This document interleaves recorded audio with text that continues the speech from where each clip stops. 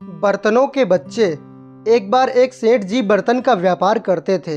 इसके साथ ही वे शादी पार्टियों में भाड़े पर बर्तनों को देते थे। उनका काम अच्छा चल रहा था। एक दिन एक आदमी आया। उसके घर में एक छोटी जन्मदिन की पार्टी थी। उसने कुछ बर्तन भाड़े पर लिए और उनका भाड़ा एडवांस में दे दिया।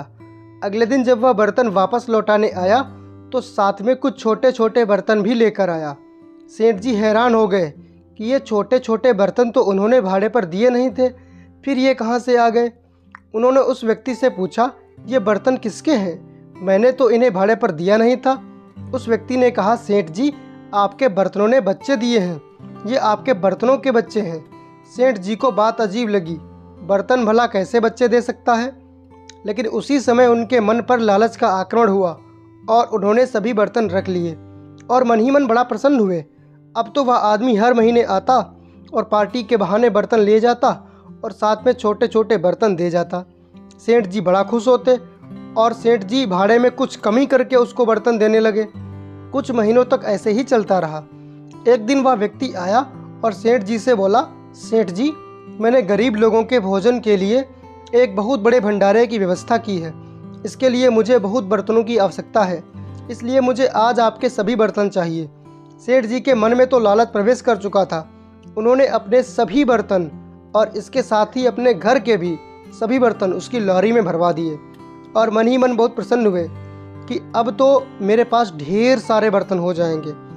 अगले दिन सेठ जी उस व्यक्ति का इंतजार कर रहे थे कि कब वह आए और मेरे बर्तनों को लाए, लेकिन वह व्यक्ति नहीं आया। सेठ जी को लगा कल के भंडारे में थक गया होगा, इसलिए अगले दिन आएगा। सेठ जी कई दिनों तक उसका इंतजार करते रहे, लेकिन वह नहीं आया। 15 दिनों के बाद वह व्यक्ति आया, लेकिन उसके साथ बर्तन नहीं थे। सेठ जी हैरान रह गए। उन्होंने कहा, अरे भाई कहाँ रह गए थे आप? मैं आपका ही इंतज़ार कर रहा था। कहाँ हैं मेरे बर्तन? लाइए। उस व्यक्ति ने कहा, सेठ जी आपके बर्तन तो मर गए। सेठ जी ने कहा, मुझको क्या मूर्ख समझ रखा है? भला बर्तन भी कभी मरते हैं क्या? उस व्यक्ति ने कहा, क्यों सेठ जी, बर्तन मर क्यों नहीं सकते? जब बर्तनों के बच्चे हो सकते हैं तो क्या वह मर नहीं सकते? अब सेठ जी अपनी ही बात में फंस गए थे। उनकी बोलती बंद हो चुकी थी। वो कुछ जवाब नहीं दे पाए। दोस्तों, जुआ खेलने वालों के साथ भी ऐसा ही होता है। जब वो थोड़ा सा पैसा जीत लेते हैं तो उनके अंदर लालच आ जाता है। इसके बाद वो अपना पिछला सब कुछ दांव पर लगा देते हैं और फिर वो सब कुछ भी चला जाता है और वो लोग हाथ मलते रह जाते हैं।